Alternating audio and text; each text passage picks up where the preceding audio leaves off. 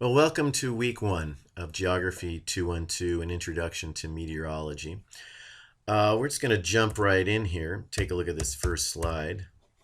And what we're going to take a look at, the first thing I want to discuss with you is what's the difference between weather and climate? All right. Now, this course, a meteorology course, is going to be mostly concerned with the weather. So let's just take a look at this. As I've stated here, number one, weather really is a state of the atmosphere at a specific place and time. What do we mean by state of the atmosphere? We're talking about all different types of weather parameters: temperature, barometric pressure, wind speed, direction, and so on and so forth. I've given one example here, what we call aviation routine weather reports. Any of you who fly out there or are into aviation will know them, refer to them as METARs. I've given you a link there. You can go and check out yourself, this right here. And this is a part of a line down here that would be a METAR. Just as an example, KPRC is the code for the Prescott Airport, Love Field here in Prescott, Arizona. The date, wind direction, wind speed, and that sort of thing, all kinds of information. That's weather, because that's giving us the weather right now at a specific place and a specific time. So a METAR, an aviation routine weather report, is an example of weather or meteorology. On number two here, I've given you that meteorology is the science that studies the weather. Okay, pretty straightforward. Now, when we talk about climate, what's the difference? Well, climate is weather compiled at a specific location, but over a long period of time. And down here in number two, you can see that by international convention, we look at climate as a 30-year average. So in other words, down here, it's weather data over a 30-year period, beginning with the first year of a decade. So for example, our current climate cycle is from 1981 to 2010. So in other words, if you see the average temperature for a location at a specific date, it's going to be a 30-year average taken between 1981 and 2010. Now, we're going to move that 30 years once we get up to after 2020. The 30-year average is going to bump up to 1991 to 2020. So, just to reiterate that, climate then, climate normals, average climate temperatures are taken over a 30-year average. So, difference between climate and weather. Climate over a long period of time, weather is now. We're going to be working with a lot of these, what I call, well, not just what I call, but surface analysis maps. You've got a simplified one we're taking a look at here. There's really some very important concepts I'm going to introduce to you right off the bat here. Number one, we'll be looking at a lot of what we call low pressure systems. In meteorology, they're referred to as cyclones or cyclonic flow.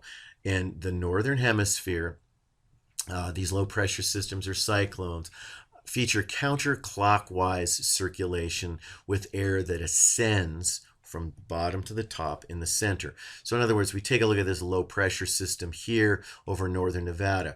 Typically, you're going to have counterclockwise surface wind, but this surface wind also flows in toward the low. So we really have two different vectors of wind going about a cyclone or a low pressure system: counterclockwise and inward. All right. High pressure systems or anticyclones will be depicted as a large H on a surface analysis here. Now, the wind direction around them is the opposite of a cyclone. We're going to see clockwise circulation like this and outward. So outward and clockwise circulation around a high pressure system, or in meteorology, we can also see them referred to as anticyclones. All right. Now, air masses, as you've seen down here, are going to be masses of air that take on the characteristics of the land or ocean that they're over.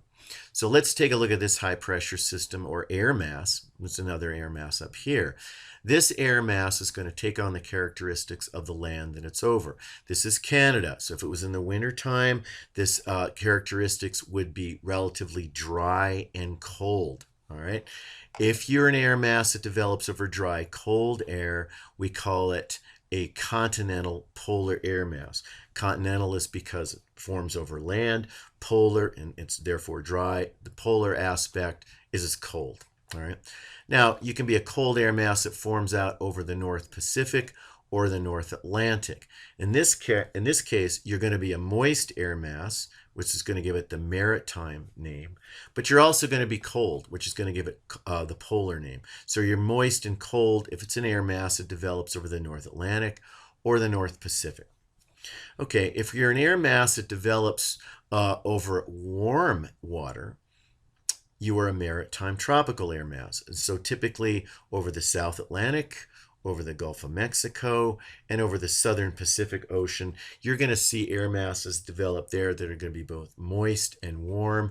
We call them maritime tropical air masses. All right. Now, there's a fourth one here that we can see sometimes in North America called continental tropical. It's a seasonal air mass that's going to form up over northern Mexico and the southwestern part of the United States. So it's going to be continental, dry, but it's also going to be tropical, warm. All right.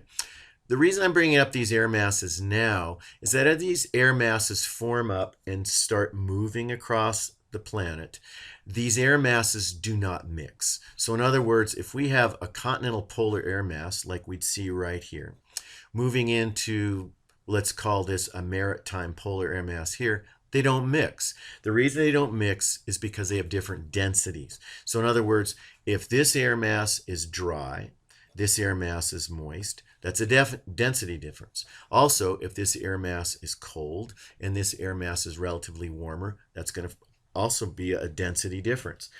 The different densities of these air masses do not allow them to mix. Because they don't mix, fronts form. All right. I like to think of a front as a boundary between two different air masses, and that's what we see here. So the long line here is simply a boundary between an air mass of different temperature and moisture here to an air mass of different temperature and moisture here. You know, one way to think of this is if you have a beaker full of oil and you pour water on top of it, it won't mix. They have different densities. Well, that's the same kind of property that air has here. So we get these boundaries that form between air masses. All right. Now down here you can see that we have different definitions for different types of boundaries, and we'll get into that later on in the course, but just to introduce it right now, this is what we call a cold front. The only reason we call it a cold front is because this colder air mass here is moving into this warmer air mass here. The little points on the front indicate the direction that the front is moving. Okay, so in this case we have a colder air mass moving into a warmer air mass, therefore we call it a cold front. Up here you can see this type of an air mass here, or this front is a warm front. What that means here is that warm air is moving into colder air up here. So like I say, later on, you know, we'll be getting into this quite a bit. So it's it was important for me to introduce this to you right now. Different air masses, low pressure systems, high pressure systems, and the fronts then that form in between these different air masses. This is a better depiction, a diagram showing the wind circulation around high pressure systems or anticyclones here. And remember, clockwise and outward. This is a very important concept when we start reading surface analysis maps. Understand that it's outward and clockwise around a high pressure system. Low pressure systems, the opposite. We have counterclockwise and inward circulation around low pressure systems or cyclones. Now, a lot of action occurs at frontal boundaries. Okay, as I mentioned, you know, fronts are going to be these boundaries between different air masses. Let's take a look at this one on the bottom first. This is a pretty typical setup across North America. We've got a cold, dense air mass that's moving into a warmer air mass here.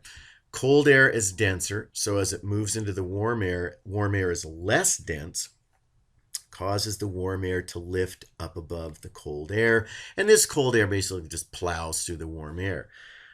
Real important concept in meteorology is that when, in this case, the frontal boundary, a cold front boundary, when we see that warm air lift up over the cold air, it's lifting, it's producing lift.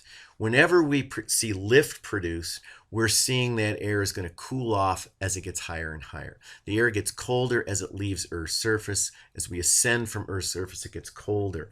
Once that happens, the air is going to cool. It may eventually reach what's called dew point. Again, a concept we'll get into later on in the course. But the point is, it's going to condense and produce cloud. So at a cold front boundary, we're getting a lot of lift, we're getting a lot of cloud development. Typically in this case, you see precipitation falling. So these become very important locations on surface analysis maps. Look for cold fronts. Typically, you're going to see cloud and possibly precipitation. Now, a warm front. This is when warm front is moving into cold air. Recall, warm air is less dense than cold air. So that warm air, as it moves into the cold air, gets moved or deflected up higher, it's going to lift. We get lift again. Lift cools the air, produces clouds, and in this case, we see precipitation falling along the warm front. So warm front, cold front, as these fronts are moving across North America or anywhere in the world, they are typically going to produce clouds and possibly precipitation. Okay, and I mentioned earlier that meteorology takes a look at the state of the atmosphere. And in meteorology, we can be taking a look at both the current or the past conditions. Now, the kind of parameters we're going to be looking at would be number one, air temperature. And like I say, current, maximum, minimum for the day. That's the kind of thing we look at. Number two, a dew point temperature is typically given as the state of the atmosphere. This is simply going to be the temperature at which the current air temperature, if it reaches it, will reach 100% relative humidity. Speaking of relative humidity, there it is. Relative humidity is generally given as a percentage of the humidity. You might see 10%, 50%, that kind of thing. State of the atmosphere precipitation amount. Again, this would be current or in the past several hours. Current air pressure and the pressure trend, which is a very important state of the atmosphere. What's the pressure doing? Is it rising, falling, or is it steady? Wind direction, wind speed, very important, particularly when we start talking about aviation. Sky cover, what we mean by that is what percentage of the sky is covered by cloud. And then weather. Weather is generally going to be precipitation, but it can also be any other atmospheric condition that might limit your visibility. And down here in the southwest, that can be dust. We get dust storms, can extremely limit the visibility here. Other conditions will limit visibility. All right. Now, I'm going to take a brief look at satellite imagery because we're going to be looking at a lot of those types of maps here in the course. Now, how do we get satellite imagery? Well, they're produced from these satellites that are called geostationary operational environmental satellites. The acronym is GOES, so we have various type of GOES 8, 10, 11, whatever. But the important point of a GOES satellite is, as you can see here, it's going to remain stationary over a point above Earth's surface, all right? So it goes out to an orbit that as it orbits Earth, it will remain over the same location, and it will continually take images, photographic images of the top of the atmosphere. So that's going to give us cloud cover. All right. Now we have different types of GOES satellites. You can see here 1, 2, and 3. We have visible light GOES satellites, we have infrared light, and we have water vapor. So let's take a look at those different types that we get. Over here on the left, you can see this is a visible GOES image. And over here on the right is an infrared GOES image. These are both taken, look at the same time. We'll talk about Z or Zulu time a bit later, but you can see 16:15 Zulu, same date. So taken at the same time, look at the difference. What we're seeing here is that it's visible light only in about the eastern half of the United States, because you see the cloud cover showing up. Now, if you didn't know this was a visible light, or you didn't know the time, it would look like the western part of the United States is completely clear. But it is not, because we take a look at an infrared. Infrared is simply taking temperatures, and so it can basically see images at night. It's showing the cloud cover here at night, even though it's dark in the Pacific Northwest. There's a significant amount of cloud cover. That cloud cover on the infrared does not show up on a visible satellite image when it's dark. So it's very useful I think overall to be taking a look at these infrared images, as it were. All right. Now, another type of image we're going to see is weather radar. Now, these are not satellite images. This is radars, basically ground-based radar. Specifically, it's Doppler radar. And what Doppler radar does, it sends out horizontal radar. If there's falling precipitation, it bounces back and appears as in this case, it's color coded. And it's showing us falling precipitation, all right? Color codes the intensity. If you look over here, this purple and blue is fairly light precipitation, but as we get up into the yellows and the reds, this is heavier precipitation that's showing up over here. Weather radar is extremely useful, and we'll be looking at a lot of those images as we go through the course. All right, so that concludes then week 1 in terms of the lecture I'm going to give. So we will pick this up then for week 2.